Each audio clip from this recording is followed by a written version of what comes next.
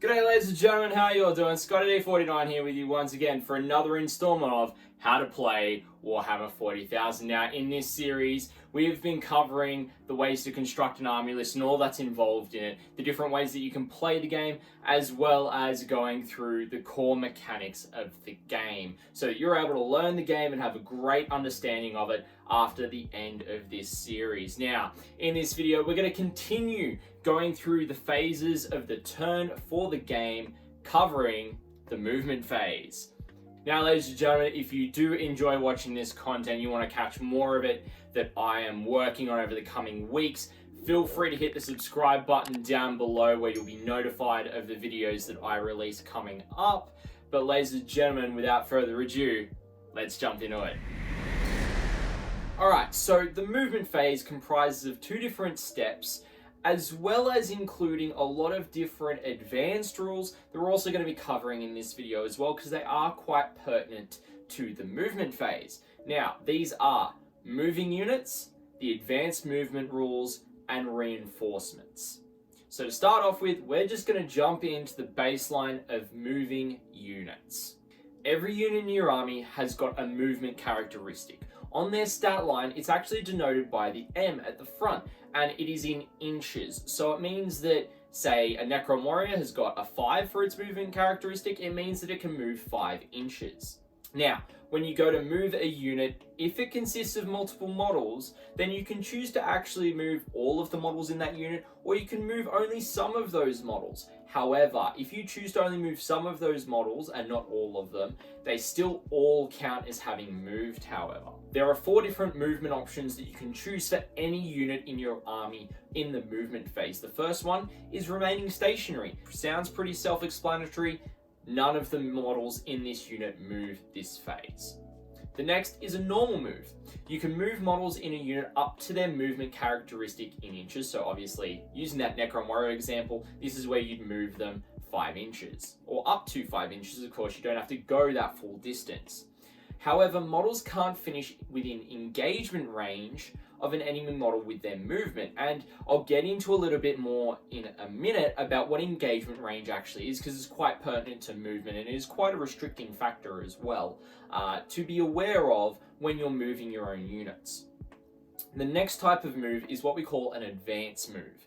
This is where you can move your models, their movement characteristic, plus an additional D6 of movement. Now, in previous editions of the game, this was called a run move and done in the shooting phase, but now they have just consolidated that into the movement phase. So say the Necron Warriors, again, they're moving 5 inches, but you're wanting to advance with them, so you roll an extra D6 and say you get a 4 on that. So that means that they're going to be moving a total of 9 inches, or up to a total of 9 inches, because you don't necessarily have to move that full distance.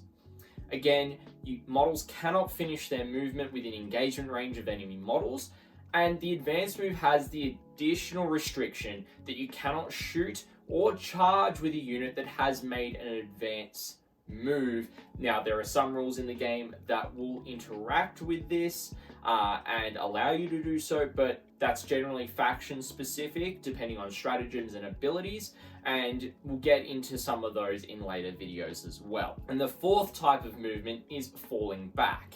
You can move models in a unit up to their full movement, so very similar to a normal move. So those Necron Warriors, if you're going to move them, can move that 5 inches. You can move within the engagement range of enemy models. However, you cannot finish your move within that engagement range. So this is the movement when you're wanting to pull a unit out of combat that you're going to be using, because you are within that engagement range with enemy units. And so to pull out, you're going to be able to move within that range, but then finish your move outside of that range. If you do fall back with a unit, you can't shoot or manifest psychic powers, unfortunately, unless you have the Titanic keyword. And units that fall back just cannot charge outright. Now, again, there are going to be some rules that will interact with falling back and allowing you to shoot or charge. For example, stratagems, army abilities, and such as well. It's really dependent on your codex. Now, I've mentioned the engagement range quite a bit there in terms of the different movements. So what engagement range actually refers to is the area of a threat that enemy models pose towards your own army. Now, this is considered within the game of being 1 inch horizontally and 5 inches vertically. So what this means is you need to be considerate of if models in the first or above level of terrain, that you have to make sure that your models aren't within 5 inches of that, as well as not within 1 inch horizontally of any other enemy unit. So it can be quite restrictive depending on the situation. Now, if a unit is within engagement range of an enemy unit at the start of the movement phase, you can only choose to either remain stationary or, I've already mentioned, falling back. Each time you move a unit, including deploying a unit, at the start of the battle as well, you must maintain unit coherency. So this is another rule within the game that all units of multiple models do follow. Now, unit coherency is defined as being within 2 inches horizontally of another model within the same unit and within 5 inches vertically. Now, you can be within 5 inches vertically and not within 2 inches horizontally. It just depends on the ruin, but generally you have to be at least one of those two in those circumstances. Now, each model must be within unit coherency with at least one other model for that unit. However, if a unit has got 6 or more models, each model within that unit must be in unit coherency of 2 models from their own unit, not just the one, to represent that there's a larger squad on the field and they're more working a bit more closely together. So that really covers it for, your standard moving of units, as well as unit coherency and engagement range as well. But now we're going to jump into the advanced movement rules, and there's 4 different areas that we're going to cover. The first one is moving and terrain. So, as you know, the game Warhammer 40k has a multitude of terrain features that you are able to use for your battles and your games, and they're going to be scattered across your battlefield, and these rules will speak to how you actually move your units across or within terrain. So when you move models of any kind of movement, they can move over or within terrain, but can't move through walls. So if you've got a ruin that doesn't necessarily have a door, but there's a window or there's a wall there, more often than not, you can't actually move through them. You have to go around. Now, models moving over a terrain feature that is up to 1 inch in height off the table get to ignore any vertical distance that they move over that piece of terrain. However, if the piece of terrain is taller than 1 inch, so say it's like a ruin that's got 2 levels to it, generally they're about 6 inches, maybe even taller than that, depending on the build. Models can climb up or down or over, and you count the vertical distance up and down, or if you're just moving down or you're just moving up, as part of its move. So say you're on the base level of a ruin, but you've got some units that are outside of it. So say they're about 3 inches out, you move them 3 inches out, they can go 3 inches up as well, and say it's the 2 levels. So then the models that are directly underneath that level can move their full 6 inches move. Say it's a Space Marine Tactical Marine Squad. They can move that full 6 inches up to that second level. And the ones that are straggling behind can move up to that first level with their remaining movement. However, when doing these kinds of movements, models can't finish any form of movement mid-climb. So you have to actually have the available movement distance to reach that level. So you can't say move 3 inches with Necron Warriors and go to move up a level because you don't have the 3 inches to get up there.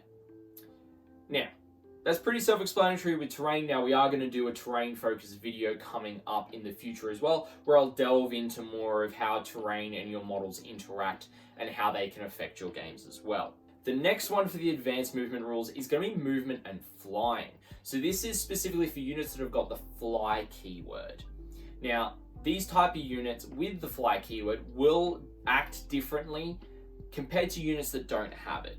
The main ways that they do is that these type of models with this keyword, they can move across other models and their bases, as well as moving within engagement range of enemy models when making normal moves, advances, and fallbacks, etc.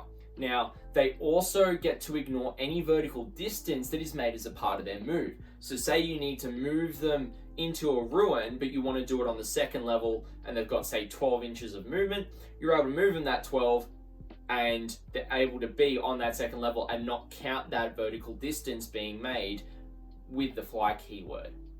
However, units that have got the fly keyword still cannot finish their movement within engagement range of enemy models, but they also cannot finish their movement on top of other models or bases in general. So just keep that in mind when measuring out distances and moving fly keyword models. The next one has got a bit more to it because it's a bit more in depth, and it's movement and transports. Now, I won't be going fully into the transport rules here. I'll only be covering embarking and disembarking at this point because it is pertinent to the movement phase.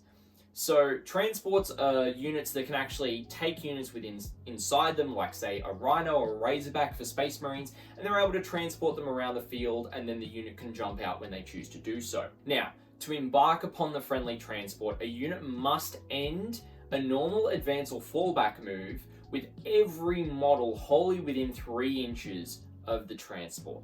Now, units can't embark upon a transport that are within engagement range of enemy units, or if that unit has already disembarked from a different transport in the same phase. So it means that you can't jump out of one vehicle, use your movement to jump in another and kind of bunny hop across. You kind of got to jump out and then do your thing, and then the following turn embark in the second transport.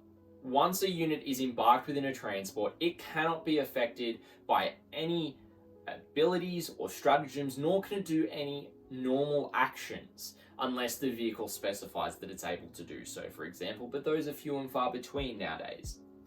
Now, a unit that is embarked in a transport also counts as having moved the same distance of movement, if any, as the transport itself. So if the transport remains stationary, that unit counts as having remained stationary. If it makes a normal move, that unit counts as normal move, etc. Now, if a unit starts the movement phase embarked in a transport, it can disembark the transport before the transport actually makes any form of movement in that phase. And you need to do that at the start of the movement phase. So doing that as soon as you can, bring them out of the transport and deploy them. And the way that you do that, much like embarking, when you disembark a unit, they must set up all of their models wholly within 3 inches of the transport, and again, the models must not be within engagement range of enemy units. Now, the unit that has disembarked always counts as having moved, so no matter whether they remain stationary or they do a normal move or they do an advance, they still count as having moved no matter what. And you can act normally, so you can shoot, charge, cast psychic powers, all that kind of fun stuff. You still get to do after you've disembarked from that unit. Now, the next one up has got a very extensive amount of rules, very similar to the transports, and that is movement and aircraft. So units with the aircraft keyword will generally actually have 2 movement values on their stat line. The first is the minimum distance and the second is the maximum. An aircraft model must end its movement having moved its base, so the base of the model, not the full model itself, at least the minimum distance from where it started, and it can go up to its maximum distance in the movement phase. If an aircraft's movement value is modified in any way, both the minimum and the maximum values are affected. Now, also, if an aircraft is unable to make its minimum move, or doing so would have parts of the model or the base cross the edge of the battlefield, what happens is, unless you're playing strategic reserves, the model is actually removed from the battlefield and is considered destroyed. Now, strategic reserves can be used in any game where both armies are battleforged, so keep that in mind. Now, like all other models, aircraft have also got an engagement range, but they've got some additional rules and exceptions for that, so that to represent the aircraft being a decent way above the actual battlefield itself. Models are able to make any kind of moves across the aircraft model's silhouette as well as its base. And it can go within enemy models' engagement range, but again, it cannot end their move within engagement range of an enemy aircraft. An aircraft model that has got enemy units within engagement range is allowed to make a normal or an advanced move. This is also the case when they're within engagement range of another enemy aircraft as well. So that really covers that for aircraft. As you'll see on their profile, their movement does degrade over time as they take damage more often than not. So that maximum will decrease, that minimum generally stays the same. And just bear that in mind as you're going through and moving your aircraft on the battlefield if you choose to use them. Now, the last part of the movement phase, generally always done towards the end, if not the last thing you do in your movement phase, is the reinforcement step. Now, reinforcements are units that have special rules or abilities that allow them to start the game in another location rather than on the battlefield itself. These type of units are set up on the battlefield throughout the game. However, if they are not set up on the battlefield throughout the game or by the end of the game, they're actually counted as destroyed, very similar to the aircraft. Now, if you choose to deploy a reinforcement unit, you can do so one at a time, following the rules on that unit's ability or the stratagem that allows them to start the game off the battlefield, as generally that's where it'll tell you how they work when they are being deployed on the battlefield. Now, once your reinforcement units have been set up, they can't make another normal advance or fallback move. However, they can act normally otherwise, so they can do psychic powers, they can shoot, charge, fight in combat, etc. But they still count as having moved their full distance in the movement phase by deploying in this manner. Now, once you've deployed all your reinforcement units for that turn, you then get to move on to the psychic phase.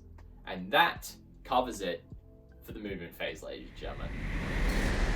Alrighty everyone, well I hope that I've given you a nice, clear, concise explanation of what the movement phase is and some of the advanced movement rules that are involved in it, as well as that are directly related to moving units in various different ways, depending on keywords, depending on terrain, as well as what's involved in each of those areas as well. Now, if you do have any questions, feel free to ask them down in the comment section below and I'll happily do my best to answer them. And if you haven't already, feel free to hit that like and subscribe button as well so you're able to see more content, and feel free to share it with your friends as well. It'd be awesome to, especially if you're new into 40k and you're getting your friends into it as well. I really am designing this series to go through thoroughly and clearly to explain the rules of the game.